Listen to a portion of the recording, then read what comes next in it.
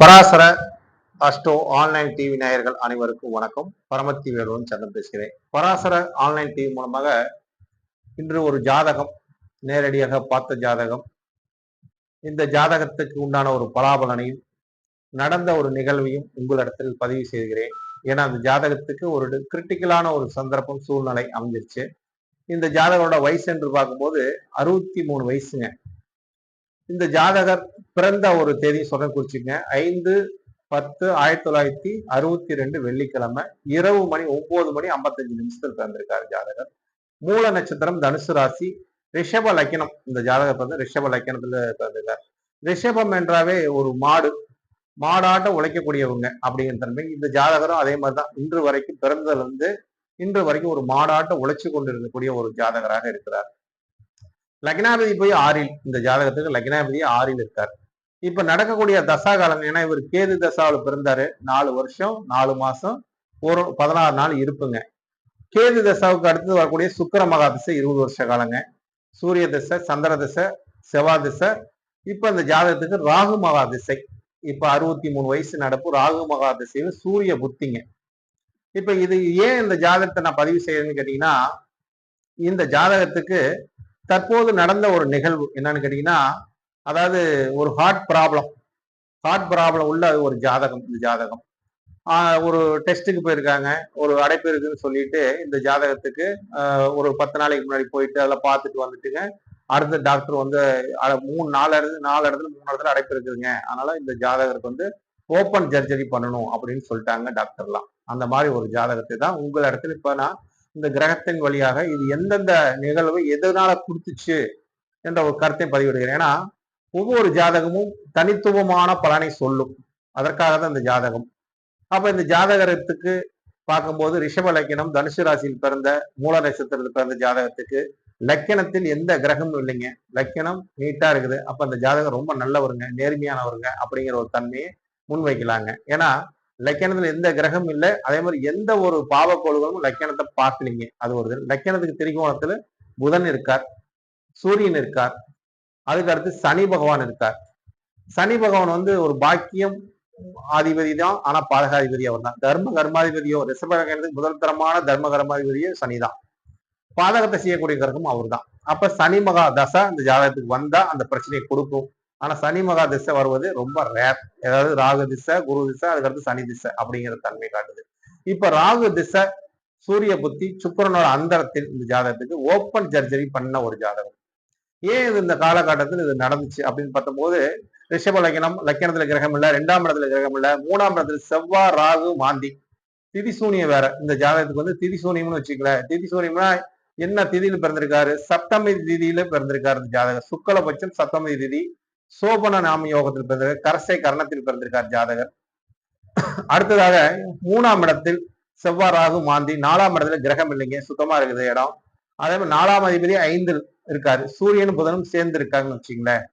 லக்னாதிபதி 6ல் ஆட்சி பெற்று இருக்காரு, 7ஆம் இடத்துல கிரகம் இல்ல. 8ஆம் இடத்துல சந்திரன் போய் உட்காந்துட்டாரு, 3ஆம் அதிபதி 8ல போய் உட்காந்துட்டாரு. 9ஆம் இடத்துல சனி கேது, 10ஆம் இடத்துல குரு, 11ல கிரகம் இல்ல, 12லையும் கிரகம் இல்ல. அப்ப இந்த ஜாதகத்துக்கு நடக்கக்கூடிய ஒரு தசா காலங்கள் ராகு மகா திசையில சூரிய புத்தி ஏன் இதை கொடுத்துச்சு அப்படின்னு பார்க்கும்போது, ஏன்னா இப்ப நிறைய பேருக்கு நம்ம வந்து பாக்குறோம். அதாவது பஸ்ல போனாங்க, வண்டியில போனாங்க, திடீர்னு படுத்து இருந்தாங்க, திடீர்னு நெஞ்சுவலி வந்து போய் சேர்ந்துட்டாருங்க அப்படிங்கிற ஒரு நிகழ்வெல்லாம் நம்ம அடிக்கடி. நல்லா இருந்தாருங்க, எங்க ஊர்ல பாத்தீங்கன்னா ஒரு டாக்டரே வந்து தூங்கிட்டு இருக்கும்போது காலையில எந்திரிக்க முடியல, அவர் அப்படியே ஹார்ட் அட்டாக்ல இறந்துட்டார் அப்படிங்கிற ஒரு தன்மையில இருக்குது. இதெல்லாம் வந்து கண்குள்ள பார்த்த ஒரு நிகழ்வு. ஆனா இந்த ஜாதகத்துக்கு அஷ்டமத்துல சந்திரன் உட்கார்ந்தார், ஆயுள் ஸ்தானத்துல சந்திரன் உட்கார்ந்திருந்தார். அப்ப ஆயுள் ஸ்தானத்துக்கு உண்டான கிரகம் போய் 10ல கர்மஸ்தானத்துல உட்கார்ந்துட்டார், கர்மஸ்தானத்துல இருக்கார். அப்ப இந்த ஜாதகத்துக்கு இந்த சூரியன் போய் பூர்வ புண்ணியத்தில் இருக்கார். பூர்வ புண்ணியம்னா என்ன அப்படின்னு பார்த்தா குலதெய்வம் தாங்க பூர்வ புண்ணியம். அப்ப குலதெய்வத்தை அனுகிரகம், அதாவது குலதெய்வமோட ஆட்சி பெற்றுச்சு. அதாவது சூரியனும் புதனும் அங்க சேர்க்கை பெற்று, புதன் இந்த ஜாதகத்துக்கு அஸ்தாங்க வக்கர வேற, ஆனா சூரியன் போய் அங்க வந்து உட்கார்ந்து இருக்கிறதுனால அந்த சூரியன் அந்த பவரை வாங்கிட்டார் அப்படிங்கிற தன்மை. ஏன்னா 4ஆம் இடம் தாங்க இருதயம். அந்த அதிபதி போய் 6ல், அதாவது காலதேவனுக்கு 6ஆம் இடமா போச்சு. இந்த 5ஆம் இடமே காலதேவனுக்கு 6ஆம் இடமா போனோம். ஏன்னா காலபுருஷ ரீதியாக நம்ம எந்த ஒரு ஜாதகத்துக்கு பலன் எடுக்கும் போது வாசியோகி பொன்னையா சுவாமி அவர்கள் சொல்வார், அந்த நீங்க ஜாதகத்துல எந்த பாவத்தை வேணாலும் எப்படி வேணாலும் பலன் எடுத்துக்கங்க அப்படின்னு சொல்லுவாரு. ஆனா அந்த காலபுருஷ ரீதியா அந்த பாவத்தை டச் பண்ணி தான் எல்லா நிகழ்வும் நடக்கும் அப்படின்னு சொல்லுவார். ஆணித்தனமா அடிச்சு சொல்லுவார். அப்ப இந்த ஜாதகத்தை பார்க்கும்போது லக்கணத்துக்கு 5ஆம் இடத்துல சூரியனும் புதன் இருந்தா நன்மை தாங்க செய்யும். அப்படிங்கும் போது இவருக்கு ஒரு நன்மை தான் செஞ்சுது. ஆனா ஒரு நோயை கொடுத்து அதனால ஒரு சர்ஜரி கொடுத்து ஆபரேஷன் பண்ண வச்சு, ஆனா அது வந்து காப்பாத்திருச்சு. இந்த ஜாதகத்தை காப்பாத்திருச்சு. அதுக்காக சொல்றேன். அப்ப இந்த ஜாதகத்தோட தன்மை நம்ம பார்க்கும்போது சூரியனோட ஒரு புத்தியில வந்து சுக்கிரனோட அந்தரம், ஏன்னா ராகுங்கிறது ஒரு டேஞ்சரான கிரகம், அதாவது ஒரு நிழல் கிரகம். அந்த கிரகம் போய் 3 செவ்வாயோட உட்காந்துருச்சுன்னு வச்சுங்களேன். அப்ப அந்த அந்த கிரகம் திதி சூன்யத்துல ராகு உட்கார்ந்த பலம். அப்ப இந்த ராகு திசையில தான் இவருக்கு வந்து தன்னோட பையனை படிக்க வச்சாரு, பிள்ளைய படிக்க வச்சாரு, வேலை வாங்கினாரு, எல்லாமே செஞ்சாரு. செஞ்சதுக்கு அப்புறம் அதுக்கு உண்டான பலன் ராகு கொடுத்துச்சு. நல்லாவே வருமானத்தையும் கொடுத்துச்சு. நல்லா வீடு வீடு கட்டக்கூடிய யோகத்தையும் கொடுத்துச்சு, வீடு வாங்கக்கூடிய யோகத்தையும் கொடுத்துச்சு. அந்த யோகத்தால அந்த ராகு திசை கொடுத்து கடைசியா வரக்கூடிய இந்த நிகழ்வு பாத்தீங்கன்னா, இப்ப ராகு திசையில இந்த சூரிய புத்தி, அந்த சூரிய புத்திங்கிறது இந்த ஜாதகத்துக்கு ஒரு, ஏன்னா சூரியன் வந்து இந்த ஜாதகத்துக்கு பாத்தீங்கன்னா வச்சுக்கங்க 4ஆம் அதிபதியா வரக்கூடியவர். இறையத்துக்கு சொந்தக்காரர்னா சூரியன் தான். அப்ப அந்த இறையத்துக்கு உண்டான பிரச்சனை அடைப்பை கொடுத்துருச்சு. ஏன் அடைப்பை கொடுத்துச்சுன்னா, இந்த சூரியன் பெற்ற சாரம் சந்திரனோட சாரம். சந்திரன் அஷ்டமத்தில் இருக்கார். அஷ்டமம் என்றால் கஷ்டம். அப்ப கஷ்டப்பட வைக்கிறார். இந்த காலகட்டத்தில் கஷ்டத்தை நீ அனுபவிக்கணும் அப்படிங்கிற தன்மை காட்டுறார். சந்திரன் வந்து கேதுவோட சாரத்தை பெற்றிருக்கனால, மூலம் நட்சத்திரத்தை வாங்கியிருக்கனால அந்த கஷ்டத்தை இந்த காலகட்டத்தில் அனுபவிக்கணும் அப்படிங்கிறத அந்த சூரியன் மூலியமாக கொடுக்கிறார். அப்ப அந்த சூரியன் மூலியமா கொடுத்தாலும் இந்த ஜாதகத்துக்கு ஆயுள் ஸ்தானம் சந்திரன் உட்கார்ந்து ஆயுள் ரீதியான பய உணர்வுகளையும் அடிக்கடி ஜாதகத்துக்கு கொடுப்பார். அப்ப பய உணர்வு கொடுத்தாலும் அது காலதேவனுக்கு, இவங்களுக்கு வந்து 8ஆம் இடமே லக்கணத்துக்கு, அது காலதேவனுக்கு 9ஆம் இடம்.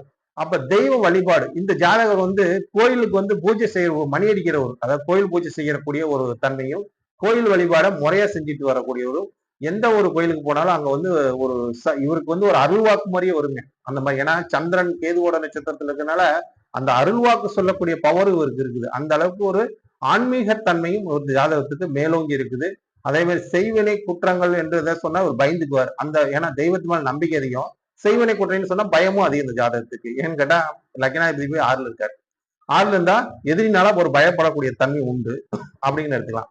அப்ப இந்த சூரியனோட புத்தி காலங்கள் இந்த ஜாதகத்துக்கு ஒரு ஓப்பன் சர்ஜரி பண்ணக்கூடிய தன்மை, ஓப்பன் ஹார்ட் ஆபரேஷன் பண்ணி இந்த ஜாதகர் அதுல இருந்து ஒரு நார்மலா வந்துட்டாரு. இது எந்த காலகட்டத்தில் நடந்ததுன்னா, இப்ப நான் இப்ப பதிவு போடுற இந்த நேரத்துல தான் அந்த நடந்தது. அந்த நடந்த நிகழ்வை தான் உங்களுக்கு நேரடியா ஒரு சுட சுட கொடுக்குறோன்னு வச்சுங்களேன்.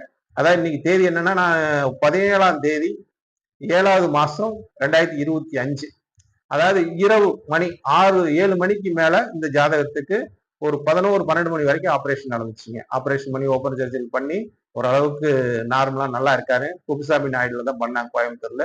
நல்லா ஆயிட்டாருங்க. ஓரளவுக்கு இப்ப கண்ணு முடிச்சு பார்த்துட்டாருங்க. அதனால அடுத்தது ஒரு நாளுக்கு அமிச்சா பேசக்கூடிய தன்மை இருக்குன்னு சொல்லிட்டாங்க டாக்டர். அப்ப ஏன் இந்த நிகழ்வை கொடுத்துச்சுன்னா, சுக்கரனோட அந்தரத்திலே இந்த நிகழ்வை கொடுத்து, ஏன்னா 6ஆம் அதிபதி லக்கணத்துக்கு 6ஆம் அதிபதி நோயை கொடுக்கக்கூடியவர், பிரச்சனையை கொடுக்கக்கூடியவர். அதனால அந்த பிரச்சனையும் கொடுத்துருச்சு, அந்த நோயையும் கொடுத்து அதுக்குண்டான சர்ஜரியும் பண்ணிட்டாங்க. இது ஏன் அது நடந்துச்சுன்னா, இந்த ஜாதகத்துக்கு இன்று வரைக்கும் மெடிக்கல் இன்சூரன்ஸ் அதிகம் எடுக்கல. ஆனா அந்த மெடிக்கல் இன்சூரன்ஸ் இப்பதான் எடுத்தாங்க. ஒரு 5 மாசம் தான் ஆச்சு எடுத்து. இந்த 5 மாசம் மெடிக்கல் இன்சூரன்ஸ் எடுத்தோடனே இவருக்கு வந்து அந்த மெடிக்கலுக்கு உண்டான தன்மையும் கொடுத்துருச்சு. இன்சூரன்ஸ்க்கு உண்டான வேலையும் அந்த தன்மையை ஏற்படுத்திருச்சுன்னு வச்சுங்களேன். ஒரு 5 மாசம் தான் அந்த பணம் கட்டியிருப்பாங்க.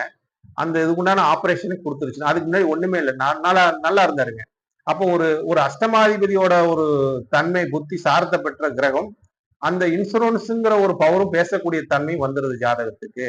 அப்ப எந்த ஒரு ஜாதகத்துக்குமே அவருக்கு ஆயுள் ஸ்தானம் 8ஆம் அதிபதியா வரக்கூடிய கிரகம் 10ல போய் கேந்திரத்துல பலமா இருக்குது.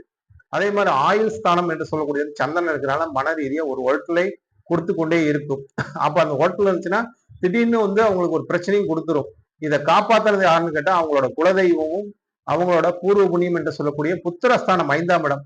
அப்ப இந்த ஜாதகத்துக்கு புத்திரஸ்தானம் 5ஆம் இடம்னா இந்த ஜாதகரோட இந்த இவங்க பையன் தான் அப்பா பேர்லயே அந்த பாலிசி எடுத்திருக்காரு, அதாவது இன்சூரன்ஸ் போட்டிருக்காரு, மெடிக்கல் இன்சூரன்ஸ் போட்டிருக்காரு.